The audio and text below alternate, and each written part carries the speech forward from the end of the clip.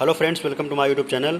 Friends, हम solve कर रहे हैं important question regarding people and environment. उसमें जो टॉपिक है इकोटोन एंड इकोसिस्टम, उसको सॉल्व कर रहे हैं।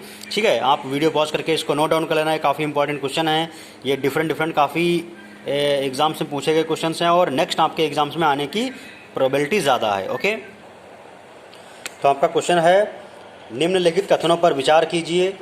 पहला आपका स्टेटमेंट है, रामसर सम्मेलन के अनुसार भारत के राज्य क्षेत्र में सभी आर्द्र भूमियों को बचाना और संरक्षित रखना भारत सरकार के लिए अधिदेशात्मक है।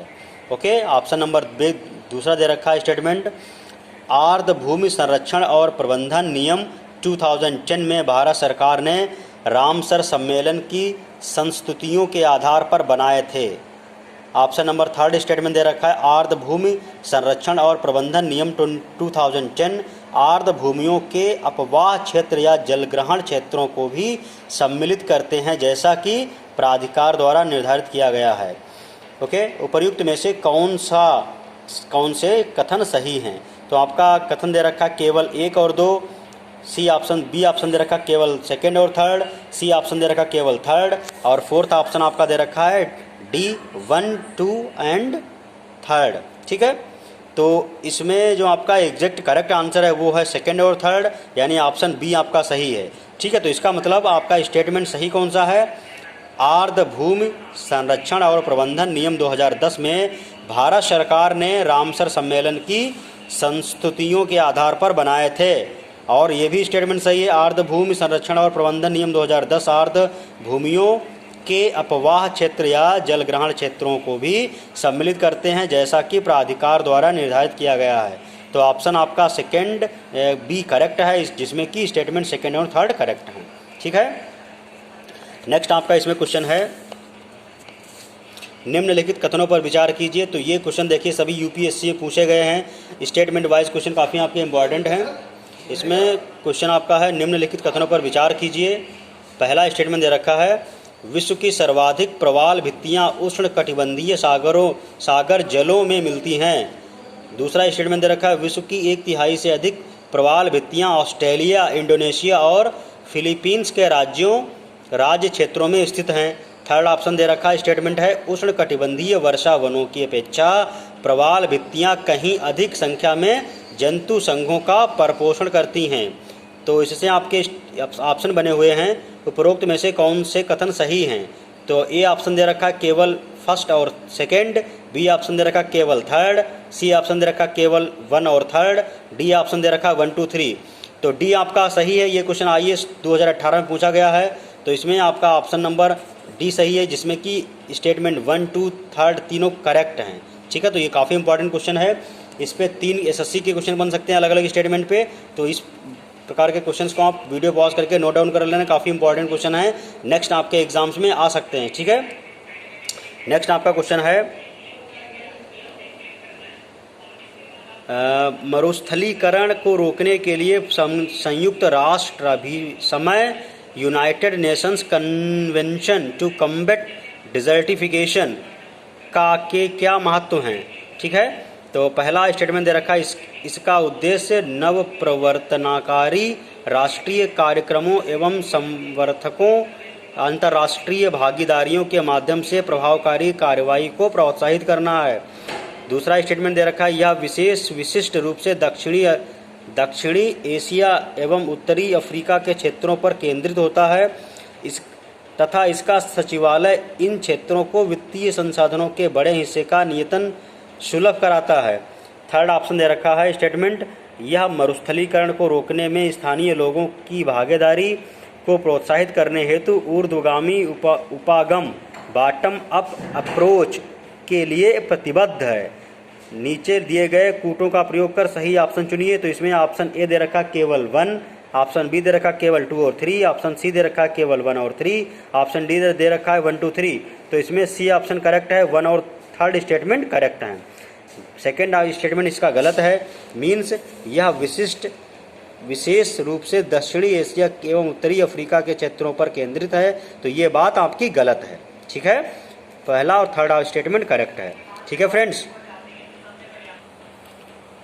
नेक्स्ट आपका क्वेश्चन है, निम्नलिखित में से कौन सा एक पारितंत्र इकोसिस्टम शब्द का सर्वोत्कृष्ट वर्णन है?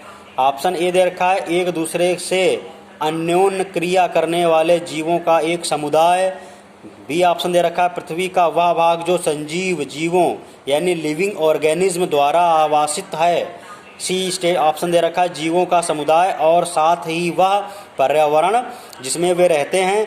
डी ऑप्शन दे रखा है, किसी भौगोलिक क्षेत्र के वनस्पति जात और प्राणी जात।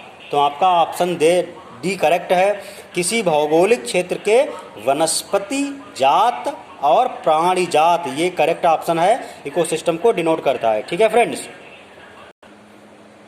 नेक्स्ट आपका क्वेश्चन है, भारत रामसर कन्वेंशन का एक पक्षकार है और उसने बहुत से क्षेत्रों को रामसर स्थल घोषित किया है।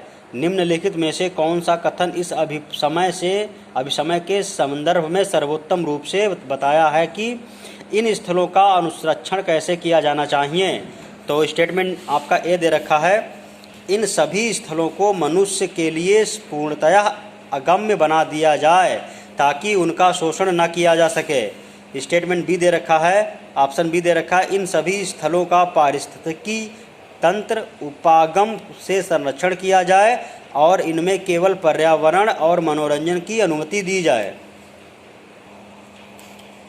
स्टेटमेंट आपका थर्ड ऑप्शन दे रखा है, प्रत्येक स्थल के लिए विशेष मापदंड और विशेष अवधि सुनिश्चित करते हुए उन विशेष अवधियों तक बगैर किसी शोषण के उन सभी स्थलों का पारिस्थितिकी तंत्र उपागम से संरक्षण किया जाए तथा इसके बाद भावी पीढ़ियों द्वारा उनके धारणीय उपयोग के लिए अनुमति दी जाए।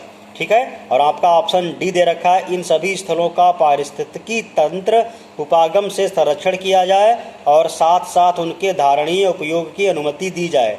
तो ये क्वेश्चन आपका IAS 2010 में पूछा गया था। इसमें ऑप्शन आपका डी करेक्ट है। ठीक है, कि इन सभी स्थलों का पारिस्थितिकी तंत्र उपागम से संरक्षण किया जाए और साथ ही साथ उनके धारणीय उपयोग की अनुमति दी जाए। तो ये आपका ऑप्शन नंबर डी करेक्ट है। ठीक है। नेक्स्ट आपका क्वेश्चन है, निम्नलिखित में से कौन सा एक पद केवल जीव द्वारा ग्रहण किए गए दिक् स्थान का ही नहीं बल्कि जीवों के समुदाय में उनकी कार्यात्मक भूमिका का भी वर्णन करता है? पहला ए ऑप्शन दे रखा है संक्रमिका यानी इकोटोन। बी ऑप्शन दे रखा है आपका पारिस्थितिकी कर्मता मीन्स नीचे। और थर्ड ऑप्शन दे रखा है आवास। फोर्थ ऑप्शन दे रखा है आवास क्षेत्र। ये क्वेश्चन आपका IAS 2013 में पूछा गया है। तो इसमें आपका ऑप्शन जो करेक्ट है वो ऑप्शन करेक्ट आपका है पारिस्थितिकी कर्मता यानी नीचे। ऑप्शन नंबर बी करेक्ट है। ठीक है फ्रेंड्स, इसको वीडियो को पॉज करके आप नोट डाउन कर लेना और इस प्रकार के क्वेश्चन की प्रैक्टिस करते रहना। जितनी आप ज़्यादा प्रैक्टिस करोगे उतना आपकी प्रिपरेशन उतनी अच्छी हो जाएगी। नेक्स्ट आपका क्वेश्चन है, यदि अंतर्राष्ट्रीय महत्व की किसी आर्द्रभूमि को मॉन्टेक्स रिकॉर्ड के अधीन लाया जाए तो इससे क्या अभिप्राय है? आपका ऑप्शन नंबर ए है, मानव हस्तक्षेप के परिणाम स्वरूप आर्द्रभूमि के पारिस्थितिकी स्वरूप में परिवर्तन हो रहा है या होना संभावित है। दूसरा ऑप्शन दे रखा है, जिस देश में आर्द्रभूमि अवस्थित है उसे आर्द्रभूमि के कोर से 5 किलोमीटर के दायरे में मानव क्रियाकलाप को निषिद्ध करने के लिए विधि अधिनियम करनी चाहिए।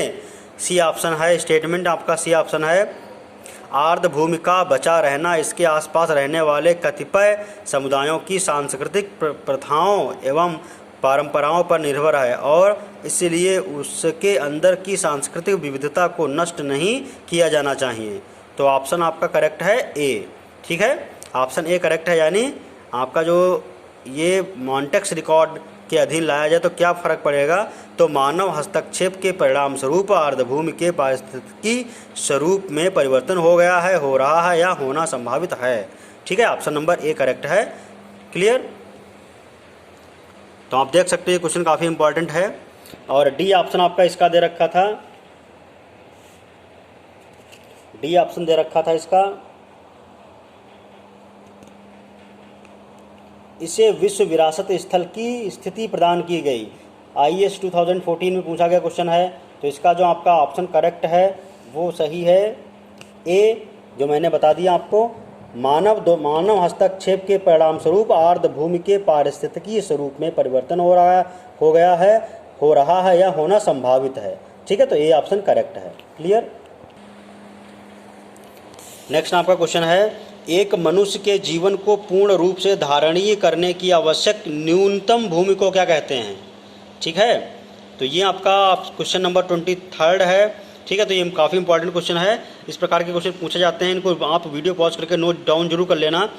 तो 23 क्वेश्चन का जो आंसर है वो पारिस्थितिकीय पदछाप यानी ऑप्शन नंबर बी करेक्ट है। ठीक है, इसी तरीके से नेक्स्ट आपका क्वेश्चन है, निम्नलिखित में से कौन सा एक विश्व का विशालतम पारिस्थितिकी तंत्र है। तो 24 में आपका ऑप्शन दे रखा है समुद्र, बी घास के मैदान, सी वन और डी आपका पर्वत। तो इसमें जो करेक्ट आंसर है वो है समुद्र। ठीक है, नेक्स्ट आपका क्वेश्चन है, समुद्री वातावरण में मुख्य प्राथमिक उत्पादक होते हैं। ओके, तो इसमें ऑप्शन ए है फाइटोप्लैंक्टन्स, दूसरा है समुद्री अपृतगण, तीसरा है समुद्री आवृतबीजी और डी ऑप्शन है जलीय ब्रायोफाइट्स। तो इसमें ऑप्शन नंबर आपका ए करेक्ट है, फाइटोप्लैंक्टन्स। ठीक है, तो ये आपका ऑप्शन ए करेक्ट है।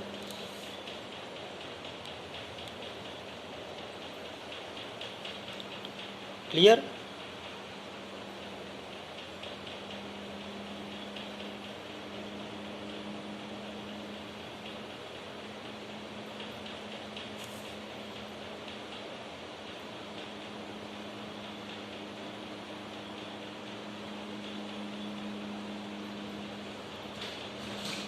नेक्स्ट आपका क्वेश्चन है, निम्नलिखित में से कौन सा एक विश्व का विशालतम पारिस्थितिकी तंत्र है।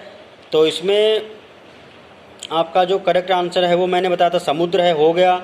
ठीक है, और ये समुद्री वातावरण में मुख्य प्राथमिक उत्पादक होते हैं वो फाइटोप्लैंक्टन्स होते हैं। ठीक है, और 26 आपका क्वेश्चन है, निम्नलिखित आर्द्र क्षेत्रों में किन्हें रामसर का दर्जा प्राप्त है।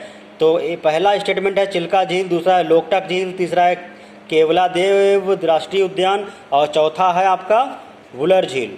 ठीक है, तो इसमें आपका जो करेक्ट आंसर है वो है डी यानी सभी आपकी रामसर का दर्जा प्राप्त इनको है।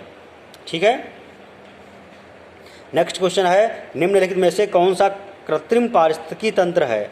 ठीक है, तो धान का खेत, वन, घास का मैदान, झील। ठीक है, तो 27 क्वेश्चन का आंसर है धान का खेत जो है वो कृत्रिम पारिस्थितिकी है।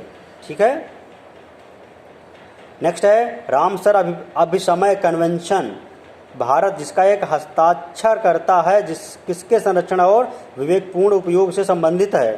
ठीक है, तो इसका है आर्द्र भूमियाँ, तो ऑप्शन नंबर ए करेक्ट है। ओके, नेक्स्ट क्वेश्चन है, निम्नलिखित में से कौन सा एक किसी प्रजाति के विलोपन के लिए उत्तरदायी नहीं है। ठीक है, तो व्यापकनिच यानी कर्मता के लिए उत्तरदायी नहीं है, तो ऑप्शन नंबर ए करेक्ट है। ठीक है फ्रेंड्स, तो आपको ये क्वेश्चन इंपॉर्टेंट लगे होंगे, इनको वीडियो पॉज करके नोट डाउन जरूर कर लेना। और जिन बच्चों के पास बुक्स या स्टडी मटेरियल नहीं है तो उनके पास शेयर जरूर कर देना ताकि उनकी प्रिपरेशन अच्छी हो सके। ठीक है, और आप कंटिन्यू मेहनत करते रहिए, definitely you will succeed. Okay, thank you.